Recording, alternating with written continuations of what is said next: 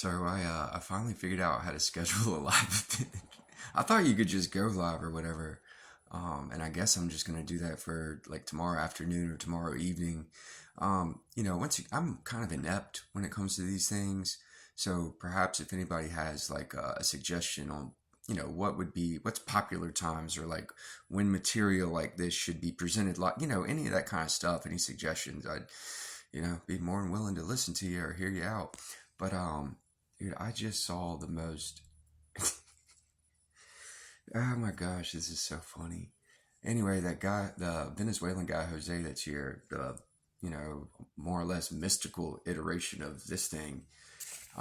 He showed like he's never showed me a video before or anything, but he comes up and he shows me this YouTube video, and it's from some show called Sandman, and it's literally called The Oldest Game. I keep trying to explain this is a game, and like language is so much more than we think it is. So it's the Sandman, which isn't a bad thing. It's not like that horror movie from back in the day, or that was Candyman, excuse me. Anyway, Sandman is actually in Greek. Now that I think about it, in Greek philosophy and mythology, it was Morpheus, and that's probably, I'm assuming that's where Morpheus of the Matrix comes from.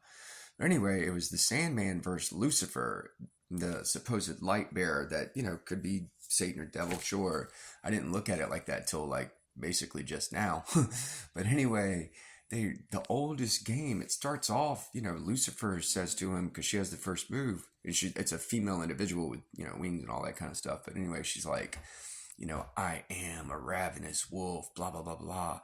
And so the Sandman gets a rebuttal, and he's like, well, I am a horse mounted killer of wolves with my bow, blah blah blah blah blah. And essentially it's going back and forth like that. And at one point, the Sandman is like, I am an all life bearing universe, blah blah blah blah. And then Lucifer's just like, oh yeah, I'm anti-life. But it's I am, and then little pause, and then they'll say very descriptive words. It's very much like the syntax of it was perfect. Essentially, like, it was flawless execution of linguistic syntax. And what they're doing is they're playing off the semantics. I mean, it was proper linguistics that was being displayed through this show. I think it was a Netflix show too.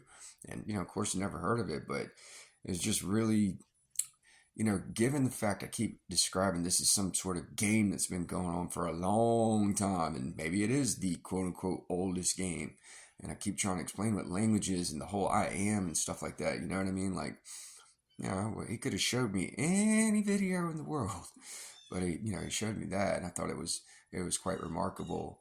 Oh, but anyway, guess what, man? Like at the end, after she does the anti-life thing, he says, I am hope. And like everything sort of illuminates, and she has no rebuttal for that, and like that's how he wins. And I keep trying to explain to you, like, it will be hope and love and things of that nature that actually win us this game. Okay, that's essentially what turns us back into the big Pac-Man, so we can eat up the little Archon ghost. um but just acknowledge, like, once again, this isn't bear arm situation. The things that are domineering and dominating us, they don't necessarily feed on emotions or have feelings like we do. They feed off of it and then use it against us. So if we come together and start radiating a bunch of love and hope and togetherness and all, and it's genuine and it's sincere, are you kidding me? It's game over. Also, I wanted to get to back to La Docta Ignorantia for Sir Nicholas Cusa. This is a book from 1440. Sir Nicholas Cusa was probably the second most prominent Italian thinker next to Da Vinci during the Renaissance era. So, like, he was just a much more religious guy than Da Vinci, I suppose. But anyway, it says, however, someone who desires to grasp the meaning must elevate his intellect above and beyond the importance of the words, rather than insist upon the proper significations of words, which cannot be properly adapted to such great intellectual mysteries.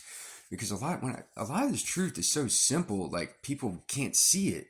You know what I mean? Because once again, perspectives are so fixed, and you just don't know how to engage it, because all you really know how to do is consider things with two eyes. You gotta, like, step back and almost unfocus, okay?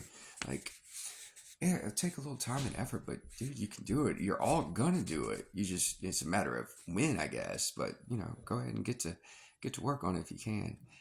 But anyway, this is supposedly Jesus, by the way.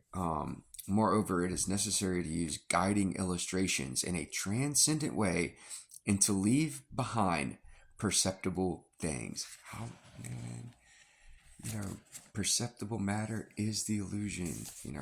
What meets the eyes, in essence, what you can perceive with the two eyes. It's just not what it appears to be, so that the reader may readily ascend unto simple intellectuality.